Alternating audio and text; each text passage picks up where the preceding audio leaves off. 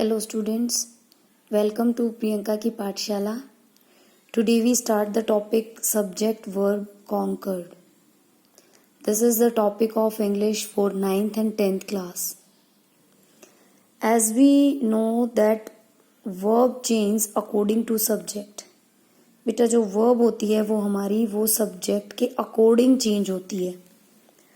If subject is singular then verb is also singular. If subject is plural, then we use plural verb. And we know that the base form of verb means first form of the verb is in plural form. Verb की जो first form होती है बेटा वो plural होती है. We make it singular by using s or es. You can see write. This is plural form, and if I use here s or es, then it becomes singular. ये noun से उल्टी चलती है बेटा. Noun के पीछे S या E S लगता है तो वो प्लूरल हो जाता है, लेकिन वर्ब जो है एस और ई एस से सिंगुलर होती है. बिना एस या ई एस के वो क्या है? प्लूरल. एस और ई एस का भी एक रूल है बेटा. Where it comes only when subject is third person singular. जब हमारा सब्जेक्ट थर्ड पर्सन सिंगुलर होगा तभी वर्ब भी सिंगुलर हो सकती है, तभी हम एस या ई एस का यूज करेंगे. अब देखो यहाँ पर है ही राइट अ लेटर. अगर हम यहाँ करें इस तरह से तो आप देखोगे कि ही थर्ड पर्सन सिंगुलर है, वर्ब प्लूरल हो गई. एस या ई एस का रूल अप्लाई हम यहाँ कर सकते हैं क्योंकि सब्जेक्ट थर्ड पर्सन सिंगुलर है. तो यहाँ पर क्या बन गया आप sentence? He writes a letter. अब ये ठीक है. अब नेक्स्ट वन देखें. They write a letter. Plural subject plural verb. बिल्कुल सही. I write a letter. अब यहाँ देखो बेटा सब्जेक्ट सिंगुलर वर्ब प्लूरल. इस वर्ब को प्लूरल हम करेंगे क्योंकि verb always change according to subject. Subject never change.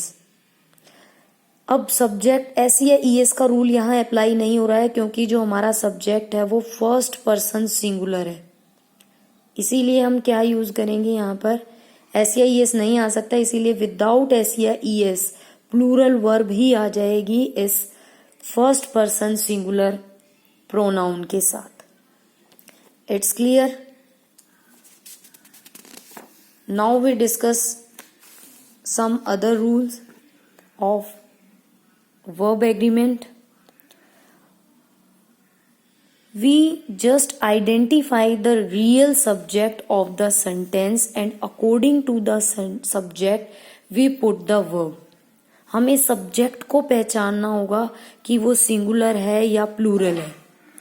For example, if two subjects are joined by and refers to person, then we use plural verb. जब दो subject and से जुड़े हुए हों और वो दोनों अलग अलग पर्सनैलिटी की तरफ इंडिकेट कर रहे हों, वो दो अलग पर्सन हो, तो हम कैसी वर्ब यूज करेंगे बेटा? Plural.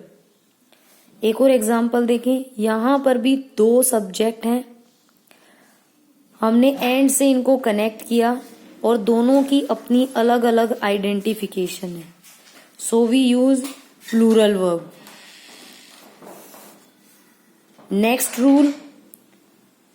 When two subjects joined by and but refers to same person. First में हमने देखा कि एंड से जुड़े हुए हैं राम एंड मोहन, लेकिन दोनों अलग अलग पर्सन है. इनका मतलब ये नहीं कि एक ही आदमी है जो राम भी है और मोहन भी है. राम अलग है, मोहन अलग है. लेकिन यहां देखेंगे हम ब्रेड एंड बटर. दो सब्जेक्ट तो हैं लेकिन वो एक ही डिश की तरफ इंडिकेट कर रहे हैं. ये एक ही चीज है bread and butter. Rajma and चावल ये एक ही डिश है. तो जब दो सब्जेक्ट एंड से जुड़े हो and both indicate to the same subject, तो वहां पर कैसी वर्ब आएगी बेटा? Singular. Next rule, one of का रूल हम अप्लाई करते हैं बेटा। जब हम वन ऑफ का यूज करते हैं सब्जेक्ट के साथ, तो ये पूरे सब्जेक्ट में हम देखेंगे कि ऑफ से पहले वाले को हम मानेंगे रियल सब्जेक्ट, और वन ऑफ के बाद हमेशा क्या आती है? Singular verb. One of my friends, अब यहां पर फ्रेंड्स को नहीं देखना हमने, ऑफ से पहले वाले को पकड़ना है। ऑफ से पहले सिंगुलर मिलेगा और ऑफ के बाद हमेशा प्लूरल नाउन मिलेगा आपको। तो ऑफ से पहले जो सिंगुलर आएगा उसी के अकॉर्डिंग हमारी वर्ब कैसी आएगी? Singular. One of the grapes, one of the classes, तो यहां पर वन ऑफ का रूल क्या है बेटा? वन ऑफ के बाद हमेशा कैसी वर्ब आएगी? Singular. Next rule, fourth rule, जब हम इनडेफिनिट प्रोनाउन का यूज करते हैं as a subject like everyone, someone, no one, then after these indefinite pronoun we always use singular verb.